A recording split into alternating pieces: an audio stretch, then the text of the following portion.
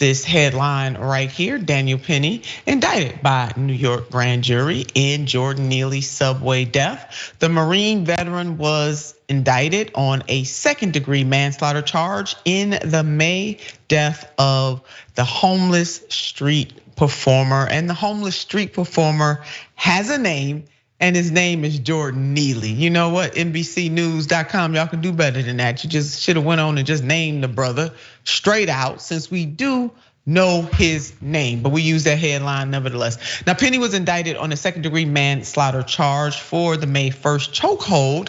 Some of you may remember, if you have been keeping up with that story, and the chokehold that he put on Neely caused Neely's death. Now, Daniel Penny was indicted by a grand jury on Wednesday, that was yesterday. Penny, 24, was initially arrested on manslaughter charges in Jordan Neely's death. It is believed Penny faces one charge of second-degree manslaughter, which carries a maximum of 15 years in prison, and another charge for criminally negligent homicide, which carries 4 years behind bars. This reporting coming from ABC 7. Lawyers for Neely's family said in a statement that the indictment signaled, quote, the right result for the wrong he committed, end quote, during the confrontation on an F train in Manhattan. Lawyers for Penny said the standard of evidence for a grand jury is very low, and there has been no findings of wrongdoing. We're confident that when a trial jury is tasked with weighing the evidence, they will find Daniel Penny's action on the train were fully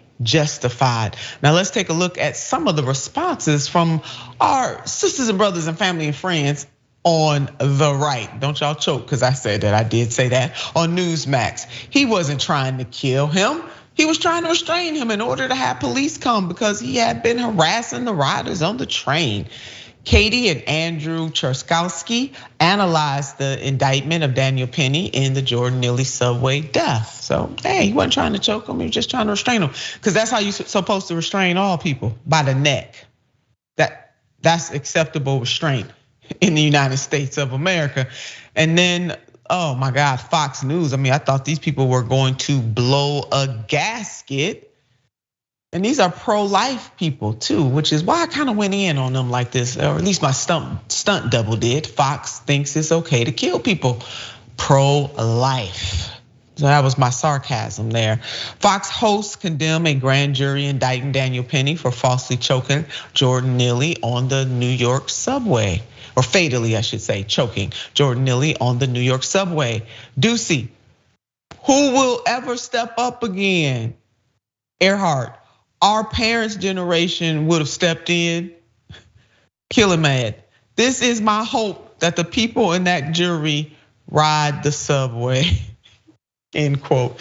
And let's take a look before we bring Big Waz into this discussion of what Daniel Penny had to say about this situation. Daniel Penny is convicted.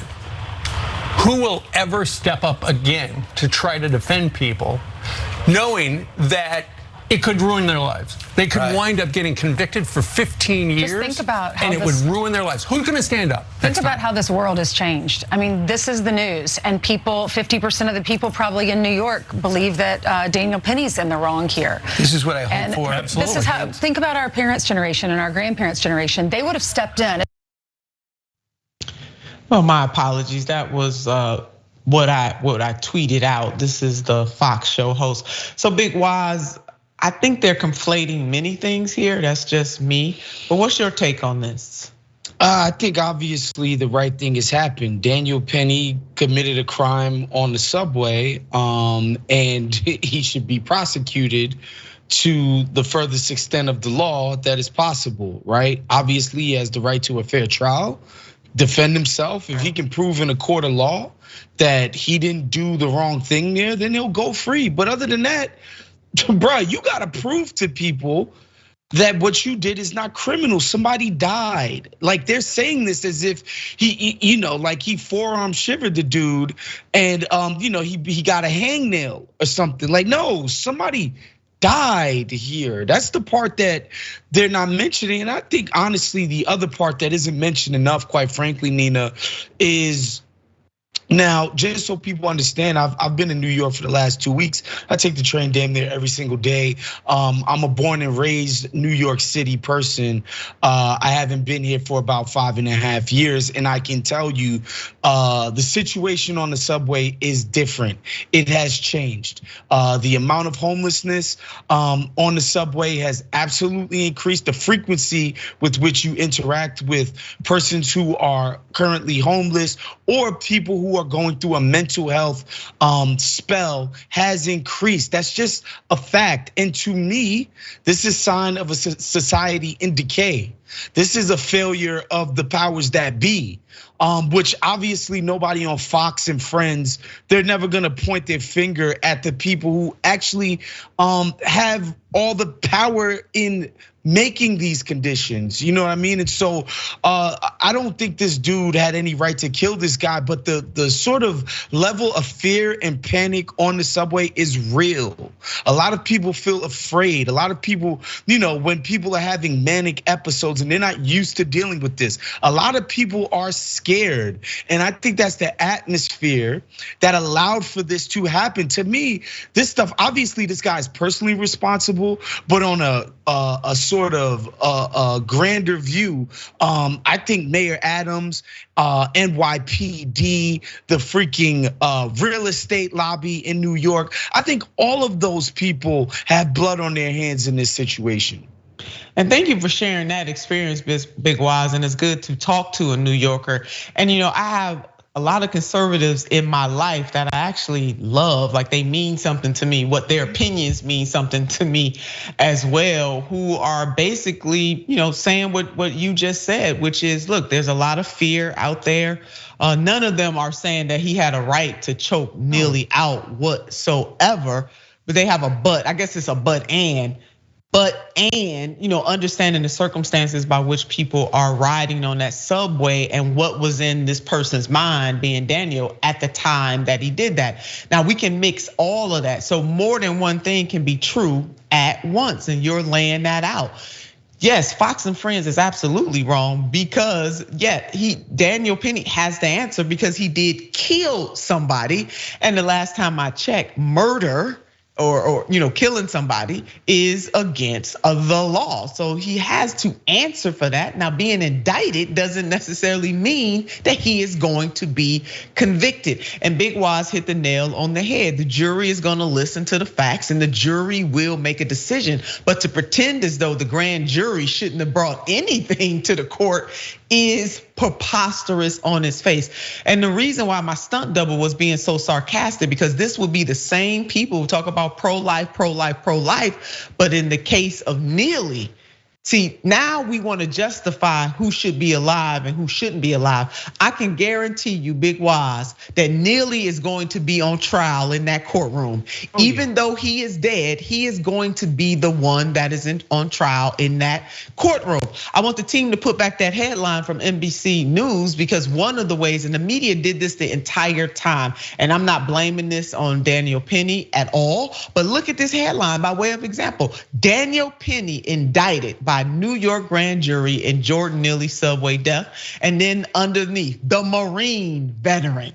You see what I mean? See, in our society, they already hyping that up. This was a Marine. So they putting this on. The Marine veteran was indicted on a 2nd-degree manslaughter charge in the May death of the homeless street performer. Now they're distilling Neely down to just a homeless street performer. Y'all see that? And it's psychological what's about to happen. You know what's so funny about that, Nina? I read this guy being a Marine, and I read that as somebody who was trained to kill, put his hands on a pretty scrawny dude who was going through a mental health episode. That's how I read that. A human killing machine. Okay, felt so scared by this dude that he ended up killing him. That's how I personally read that. I don't read that as some, quote unquote hero, decorated, whatever. I don't care about that. Like, to me, like, the country trained you to kill. And you're not the only one. I mean, and you deployed that on essentially a guy that was basically harmless, okay? Nobody's life was actually in danger by this guy's mental episode. I can understand why people felt fearful and nervous, but I'd be hard pressed to be like, people thought they were about to die at the hands of this of Jordan Neely. Good point, Big Wise. And most of the witnesses, the eyewitness reports that I've read, no one actually said, as far as I know, now the facts can change. So let me say, of the reports I have read, some of the people who came forward to talk about what happened that day said exactly what you said. They felt trepidation, they felt scared, but no one so far has said that Neely was actually being violent. Right, he said some violent things, and now we know of his past. We know that he has been convicted of some things, but just because he has in the past, that doesn't give anybody the right to choke this man out, because it's really what is he doing in the moment? Your point about him being a Marine and being trained, one of my dear friends made that point, that right, that can be switched around the way you just listed it, which is he is trained to kill, number one. Two, trained how to use discretion. Like, he is not some average citizen walking the streets, so he understands when and when not to put that kind of pressure on somebody. And with all of the folks around Neely, did you have to use a chokehold though? And those are the things that the jury is going to consider. His legal team is gonna argue that people felt as though their lives were in imminent danger, to the point that you're making, and that in fact, Penny acted accordingly. And the prosecution is going to argue otherwise. But you know what? It's going to court. Let's see what happens. I'm gonna tell you something, Big Wise. I don't believe that he's gonna be convicted at all. I don't think that. You know what? Like I said, that outcome would not surprise me, because just anecdotally, and I've said this on TYT before, people that I talk to, people that I grew up with, these are not like yuppies, these are not Karens, these are people who are born and raised, dyed in the wool New Yorkers, men and women. I'm talking about people who could handle themselves, are like, I try to avoid the train at all costs these days. And again, I want to reiterate, I lay that at the feet of the administration, the real estate lobby, who basically at all turns are just jacking rents.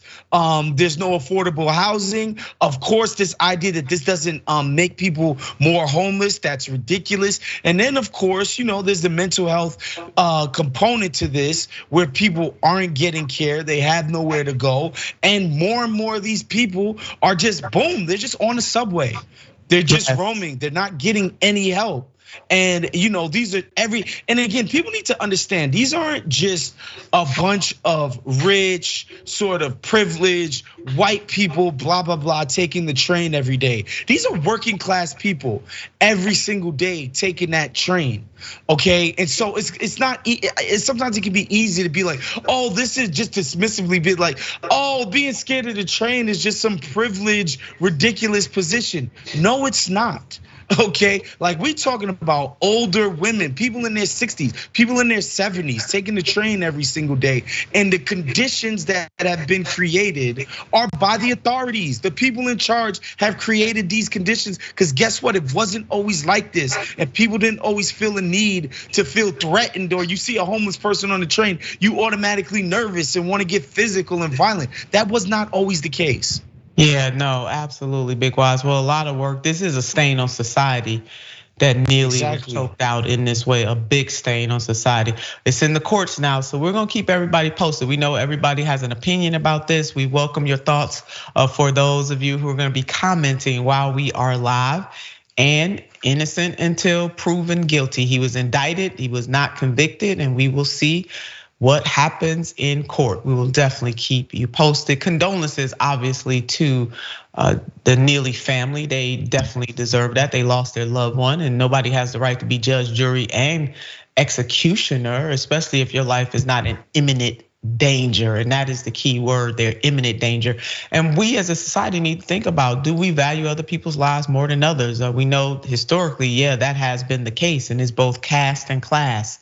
And that's what we're dealing with here. But stay tuned, we will see what happens.